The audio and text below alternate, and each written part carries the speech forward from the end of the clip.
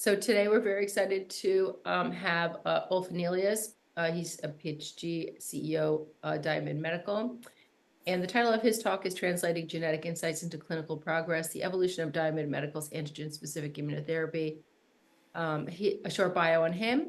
He is the CEO, as I mentioned, of Diamyd Medical. He's a PhD in molecular biology, and it also has an executive MBA. Has 15 plus years in the biotech industry, including diagnostics and drug development, and extensive experience in leading complex development projects in the biotech industry, and co-author of 15 peer-reviewed publications. Thanks again for joining us, and we're very interested to hear the newest. I know many people probably did hear, sort of the presentation at NPOD, but this is a chance for people to interact and after they've had some time to digest, perhaps, and ask some questions. Thanks again for joining us. Thank you, and thanks for that introduction. And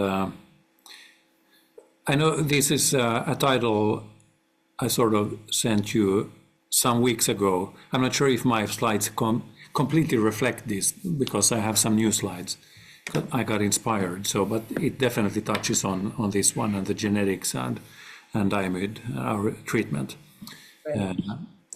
And hopefully it will be interesting because it's a new slide. So for me, it's always interesting when I have new slides to present. Yes. But in general, what I will be presenting, I'll just give obviously a very brief overview of Diamyd, our treatment, and the latest highlights, really, where we are right now in this journey to hopefully revolutionize type 1 diabetes treatment. And then I will give some insights into the disease, more from an immunological perspective, but on a very, very high level. So if there are any immunologists in the audience, please bear with me. This is highly simplified, but the point being to show really how genetics, and specifically HLA, sort of the role it has in the disease progression, but also the role it has for our specific way of treating type 1 diabetes from a precision medicine perspective. And then also some thoughts at the end where we believe that how you need to really address one's, like the primary autoimmunity of the disease, and the earlier you treat, most likely the better it will work as well. So that's kind of a nutshell what I will be presenting. And it's all about precision medicine for us, and this is let's call it the precision medicine triangle, where it's, I can't really see all of my screen here, but it's the right patient treated at the right time, where you target the right component in the body. So it's all about precision here. So, and this is very much what we are doing now in Diamyd Medical with our lead asset, the antigen immunotherapy. And also, before we dig into those things, just some inspirational quotes. This is actually from a management book, more strategy book, but it can be sort of translated also to drug development. But this is more from an organizational perspective where, well, the world is complex. We can't control that one, but that sort of, it's all the more important that you create as much as internal predictability as possible to make things simple, because you can't control what's outside, but you can control the organization and try to make that work as well as possible. But the same thing is about precision medicine. Most diseases are very complex, very heterogeneous, and that's, you can't do much about that. But then what you can do is try to understand that heterogeneity and try to reduce the complexity by focusing, for example, in this case, on a genetic subgroup. So you sort of reduce a lot of that genetic heterogeneity by understanding what part to target. And in that way, you sort of create more internal predictability and have a higher likelihood of actually your asset that you're developing, that it actually works. Because as you know, also in preclinical development, we usually treat mice. They are clones of each other. They have exactly the same genetics, all of those mice. So it's like treating one single individual 100 times, but when you go into clinic, there will be a huge amount of heterogeneity, and that's often creates some considerable challenges. But if you understand that heterogeneity, you can sort of reduce some of that heterogeneity and focus That's where we believe that's the way to go for any complex disease, including type 1 diabetes. And Diamyd, which is our lead asset, it's based on recombinant GAD65. So GAD65 being an endogenous protein that is expressed in the beta cells, amongst other places in the body. And the purpose of the treatment is to really target the root cause of the autoimmune disease and delay the disease progression. So it's not about treating the symptoms or the complications of the disease, but really addressing the root cause of the disease. And we have 3 targeted injections that we've shown in clinical trials to have a very durable effect on preserving insulin production and thereby improving glycemic control on top of standard of care. So these are individuals who are already on insulin. Most of them or all of them have CGMs, many of them have insulin pumps, some of them even have artificial pancreases. On top of that, we can show that by preserving insulin production, we improve glycemic control. Really, and this is in a clinical trial where everyone is treated to target. So it's a really tough hurdle to improve glycemic control in a clinical trial in newly diagnosed patients. But we can see that in our data, which really shows the value of preserving insulin production. And it's about antigen-specific immune tolerance. So there's no immunosuppression involved, which means that we don't block the immune system. We reprogram the immune system against one single component. And this translates into a very favorable safety profile where we've never seen any serious adverse events. And we can retreat, which is important and also important discussion in the type 1 diabetes field. If you really want to treat and prevent, you want to have something where you can retreat as well. Because usually a single treatment is not enough to completely halt the disease. You might have to retreat or boost. And we have that possibility. And we have a safety database where we've treated more than 1,000 patients with the active drug, which is quite unique since we have orphan designation as well. So you will probably never find an orphan disease where we have a safety database of more than 1,000 patients. And it's precision medicine, so we target a subgroup of patients that have a specific HLA gene that we will talk more about, and approximately 40% of all type 1 diabetics have this specific genetic profile, so it's quite a sizable subgroup. And then the current status of Diamyd is that we have phase 3 ongoing in stage 3 type 1 diabetes, so newly diagnosed, clinically diagnosed type 1 diabetics with this where we target this subgroup that have this specific HLA marker. It's the only phase 3 ongoing in the world with a disease-modifying therapy in type 1 diabetes. It's also the first ever phase 3 trial that is doing like more of a precision medicine approach. We have fast track designation from the US FDA for all stages of the disease and orphan designation since before also for treatment of stage 3 type 1 diabetes. And right now we have aligned the key elements for an accelerated approval process with the US FDA, where we have an interim readout in approximately 1 year that, if positive, will then support an accelerated BLA process in the US. And that interim readout is expected around March next year. So it's approximately in 1 year we will have interim results from the ongoing phase 3. And importantly, it's a single phase 3 trial. We don't need to do 2 phase 3 trials aligned both with the FDA and the EMA. And the whole trial will be the sort of lead to full approval, and this interim readout can then potentially lead to an accelerated approval. So that was a bit of an introduction to Diamyd, and now we'll jump into more first very high level immunology and how the disease actually appears, and then how the genetics are central to this. So an individual who gets type 1 diabetes usually has some kind of a baseline genetic risk, but that's not enough to get the disease.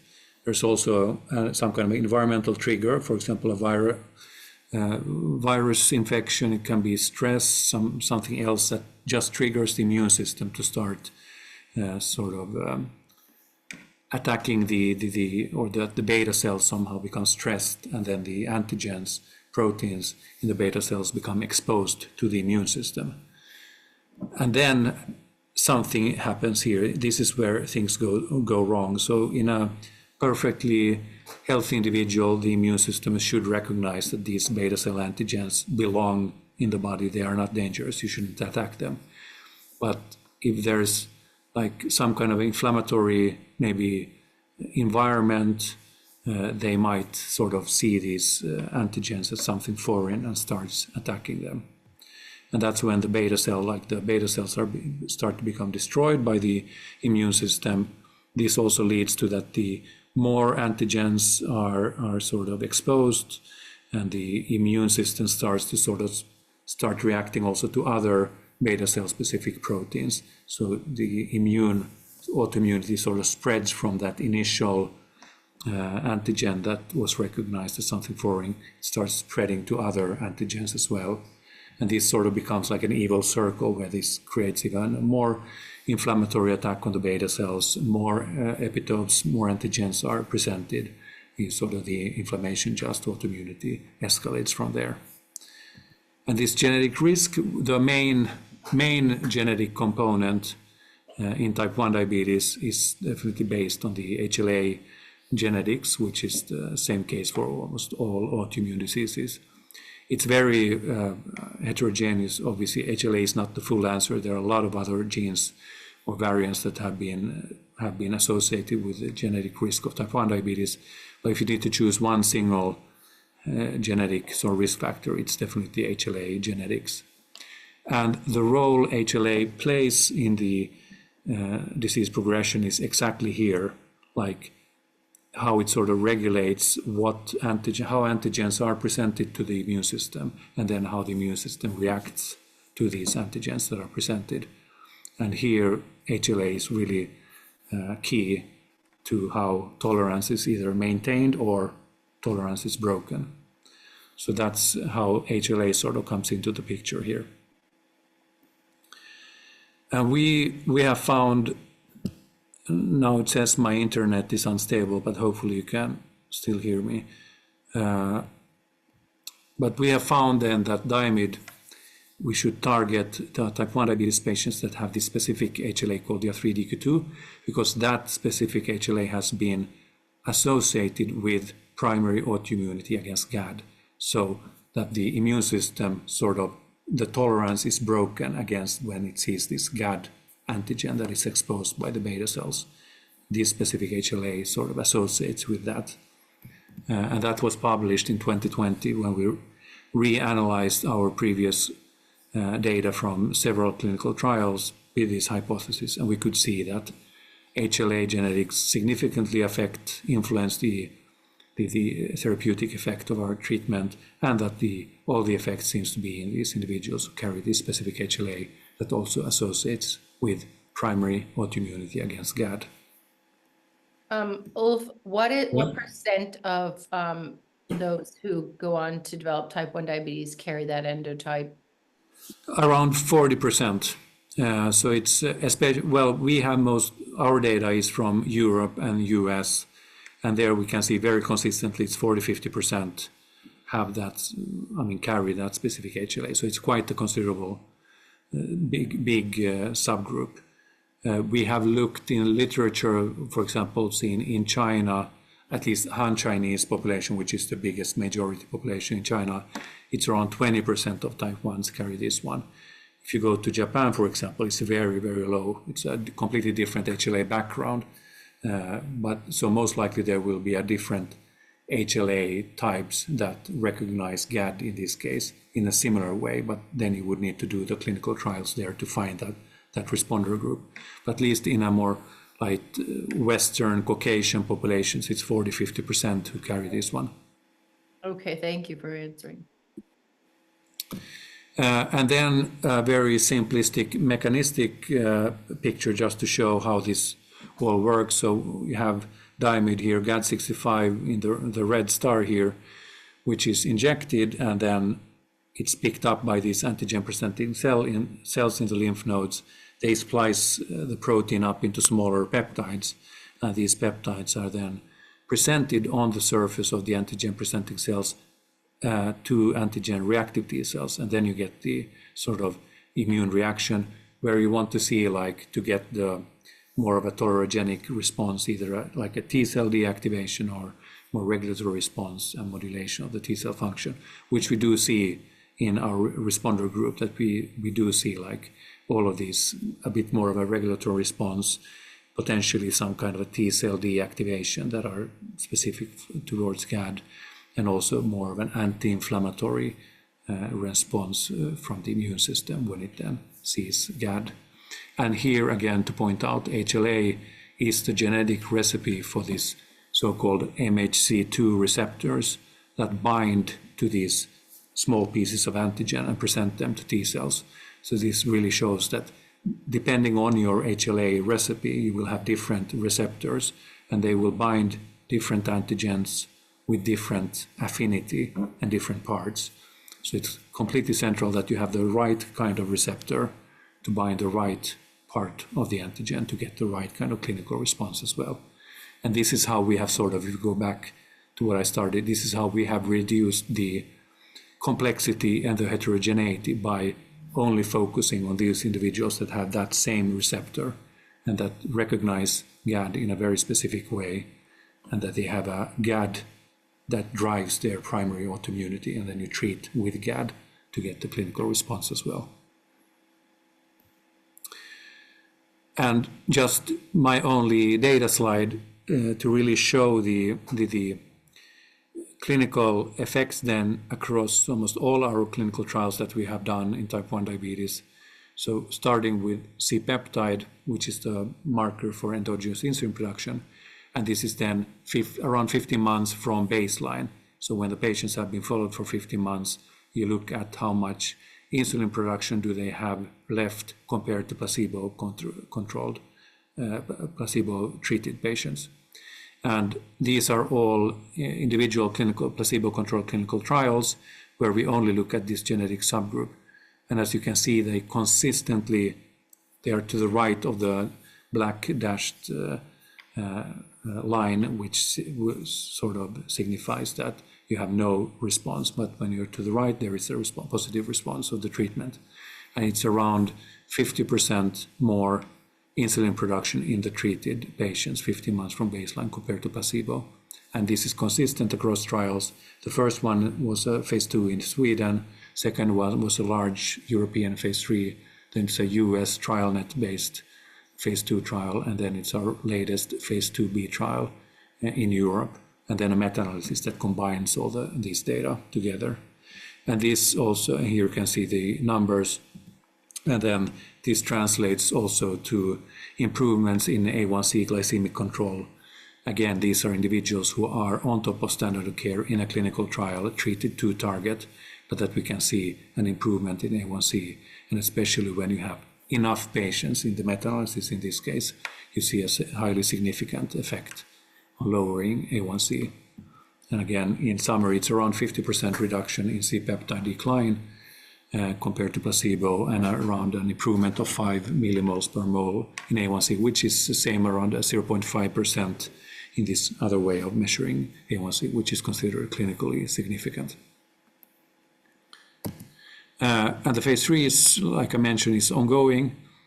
Single pivotal trial, around 60 clinics in Europe and US.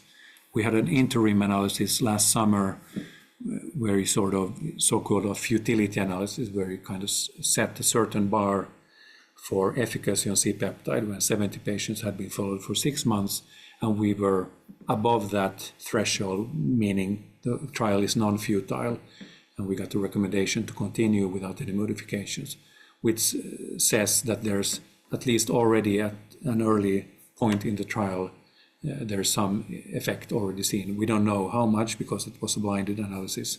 Most important thing is that it's not futile. So this reduces the risk further. And we have since latest, we reported in January 28, more than 200 patients randomized in the trial.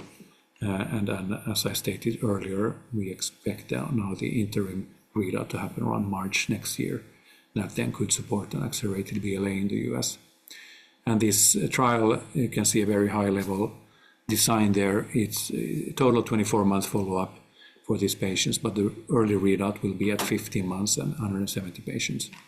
And we do this in partnership with Breakthrough T1D, that is supporting us both financially, but especially with all the awareness work and the great network that Breakthrough T1D has. So that's a fantastic thing for us. And this is also just to show that we also have clinical data from the earlier stages of type 1 diabetes. And these are from children who have stage 1 or stage 2 type 1 diabetes that were treated. These are many years ago, so they were treated with 2 injections subcutaneously. Now we do 3 injections targeted to the superficial lymph nodes, which is, we know, works better. 3 injections is also better than 2. But even with only 2 injections, this is quite a small number of individuals still, but we reanalyzed those data looking at the genetic subgroup, and at least descriptively you can see quite impressive effects here, especially with the Kaplan-Meier survival curve showing that there could be an up to around 7-year delay in time to stage 3 diabetes in these children, and again with only 2 subcutaneous injections. And this, my next slide, will also talk about it. There's definitely a lot of discussion in the field that the earlier you treat, potentially the better the effect is. Like the further the disease has progressed, the more difficult it becomes to, maybe it's more inflammatory and it's more difficult. You need a stronger sort of response then. But this also shows that there's definitely potential to have a even better effect if you treat early with something that is safe and convenient. And that sort of then goes to my last slide, again, very descriptive, but if we show first low down here, if you have a very simplistic view again of, you start at stage 0 when you have the autoimmunity starts and you have immune system reacts against the first antigen in the body, but you still have a lot of C-peptide endogenous insulin production left.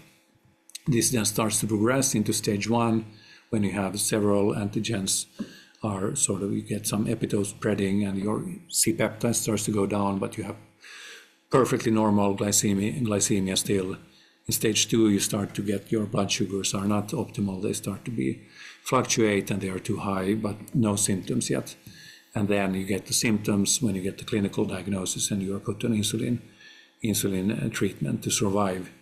And this then eventually leads to stage 4 and the complications of the disease. And this is just a sliding slope then where you get less and less and less insulin production because it's destroyed by the immune system. And if you, on top of this sort of, in a very simplistic manner, if you have an individual here that you start with the GAD autoantibodies, so the immune system first starts attacking GAD as an antigen, and then you get some epitope spreading. You, for example, in this case, would spread to starting to get against the insulin antigen, the immune system reacts, and then it reacts to the next one, in this case the IA2A, and then to zinc finger.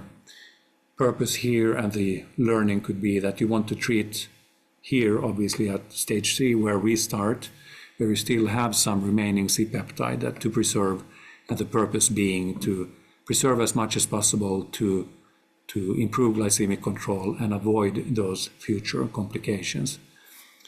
And here again, as we do, target that core primary autoimmunity, that's sort of the driving motor in the disease for this individual, not treat the spreading of the immune system, because if you can't handle the core, the primary sort of motor in the disease, you will not be able to sort of do a significant difference. But given also our stage 2 and stage 1 data, there's definitely a rationale to treat earlier and even in the best case go into stage 0 where you only have an autoimmune attack against that primary autoantigen that you use in your therapeutic. So again, if you can stop the disease that early, it shouldn't spread to the other antigens. And the earlier you go in the disease, the easier it might be to also make a significant change here. So that's also where we see that the true positioning of our kind of therapy is definitely early in the disease progression, where we treat preventively and in best case prevent that anyone will ever sort of go as far as stage 3 in the future. But we start with stage 3. It's easier from a commercial perspective. That's a market that is already exists, whereas stage 2, there's a lot of work ongoing now in screening programs, which is very important. But you need to find those individuals to treat in stage 2 to have a market so that's important. And in the future, we see if you can go as long as stage 0, it would be fantastic. And then obviously you need a very targeted, precise, and safe treatment to do that. And this was actually my last slide. So I'll stop here and we can go to questions. Yeah, thank you very much. Let's go to questions. I have a quick question. What about for those, if you're immunizing against, GATA at stage 0, what about those people who, have the GATA antibody, but then never progress? There's that cohort. I mean, the whole, do you think you'll get any pushback with the whole first do no harm? Yeah, it's a good question. I think before we would definitely start in stage 2 and stage 1, and stage 0 would come then, and the field will progress. I also think it's important to know that, well, definitely on a proof of concept, you could do a stage 0 trial, because what would be the first endpoint would be time to the second antigen, autoantibody. There it's definitely important. I think you need to choose your genetically high risk maybe population to make sure that you don't have someone that will never ever progress from a single autoantibody to the second one, because then you just get a trial that is either takes forever, or you need to have a very large amount of individuals in that trial to see some results. But I think there's definitely are individuals who never progress. They might get the clinical disease, but they still only have a single autoantibody. Then it's interesting, we talk about this, what is sometimes referred to as LADA, latent autoimmune diabetes in adults, which is actually type 1 diabetes. I think now it's being considered very clearly type 1. They are usually GAD autoantibody positive, but not necessarily have other autoantibodies. But then again, they might have had that disease for a very long time, and they might have had those other autoantibodies, but they have disappeared. And it's usually GAD is the autoantibody that persists for a long time, whereas other autoantibodies appear, but they might then disappear over time. So that's also talking about complexity, it's definitely not an easy task, but I believe from a clinical trial perspective, you want to know what's the end point and how do you power a trial, and you in that case want to make sure that you don't only get individuals that never ever progress from a single autoantibody, because then it might be 10 years until they get a clinical disease, and that you will never do that clinical trial. Yeah. But I think we will come there. Yeah. We spoke a little bit off camera. Just wanted to bring up the fact that Bart Roop and John Cadiz and others dropped a paper last week, sort of pointing the finger directly at the beta cell as the perpetrator of the disease. And how might that intersect with what you guys have already learned about your cohort of HLA DR3 DR2 individuals? Like, how can this be understood, I guess?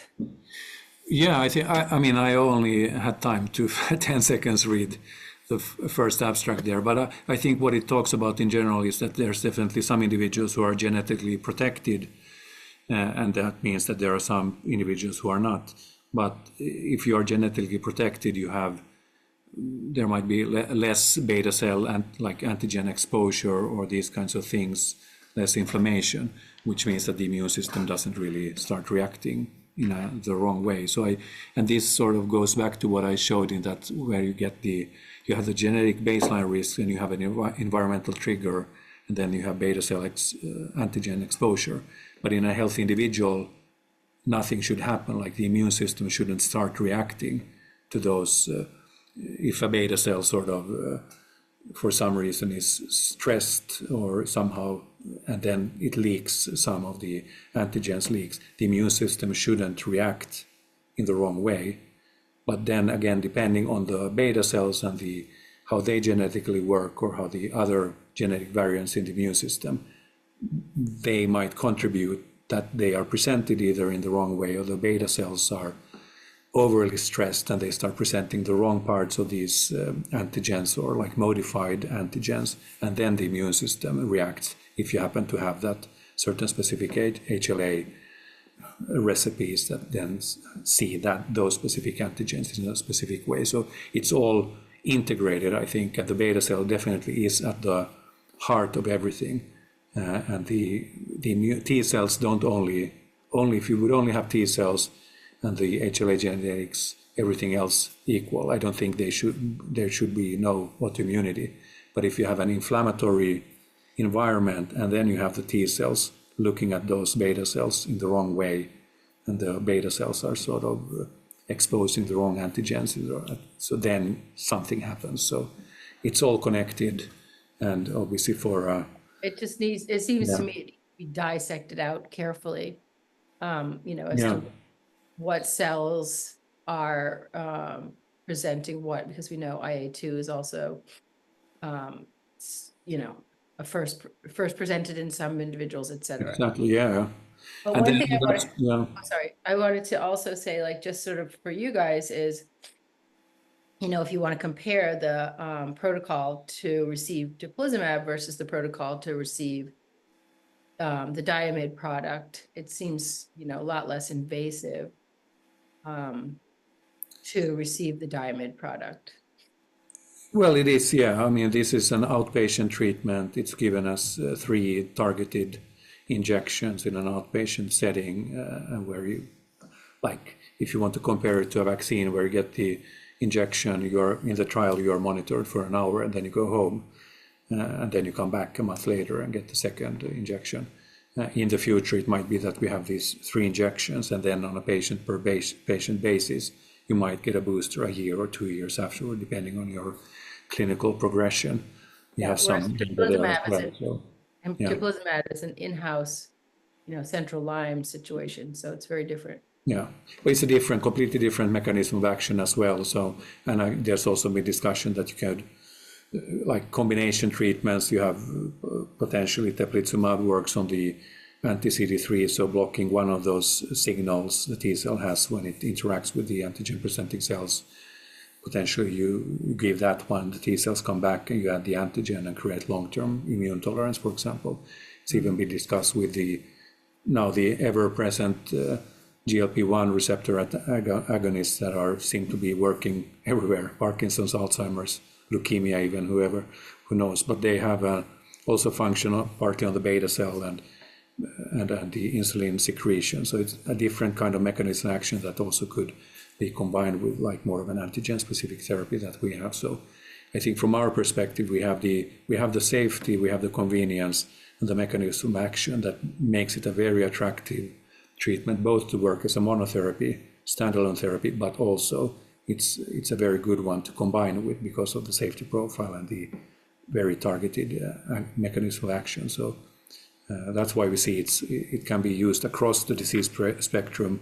Most likely it will work best the earlier you treat, but it could even be used in stage 4 in combination with something that stimulates like the growth of insulin producing cells, or if you combine it with injecting insulin producing cells where you want to sort of control the autoimmunity so as to sort of take care of the autoimmune part, while the insulin producing cells can then focus on producing insulin and maybe have some hypoimmune, whether you downregulated some other parts of the HLA to get rid of the normal graft rejection that you otherwise would have.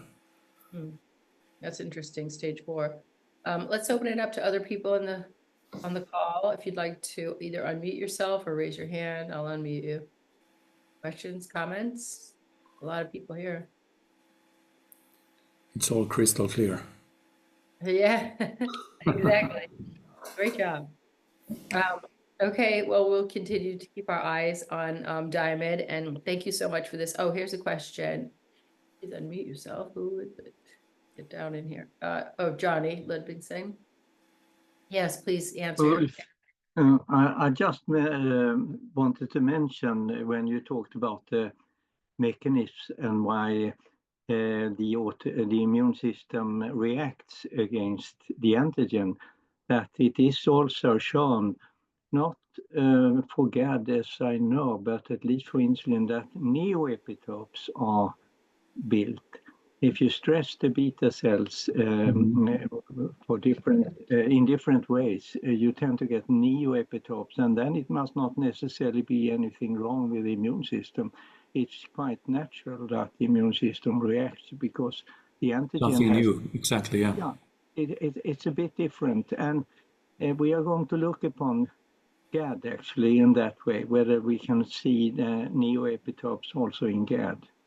Yeah. Because that would be quite possible, and then it's reasonable that an immune system which is effective sees that and reacts. Oh, yeah. No, I it's just, very interesting, I think, yeah. And it's also about this, I mean, I'm, again, definitely not an immunologist, but the whole epitope spreading, which is seen in many autoimmune diseases, where you first react against one part of GAD, but it might spread to other parts of GAD, and then it starts spreading to the insulin and other parts of insulin. So it both spreads within the molecule, but then to other molecules. So it's definitely complex, but to try to keep it simple, let's try to focus on the primary autoimmunity. If you can handle that one, maybe we sort of take care of the engine and slow down and sort of, and then the other small engines that start up, maybe they won't continue because the sort of main engine is sort of, we shut it down. So That's an important point. Thank you for sharing, Johnny. That's really very important and a good response. So, anyone else? All right, then on that note, moving forward, thank you so much for joining us today, Ulf, and we hope to hear some more exciting progress from Diamyd the next time we speak. Thanks again. thank you so much. Bye-bye. Bye-bye.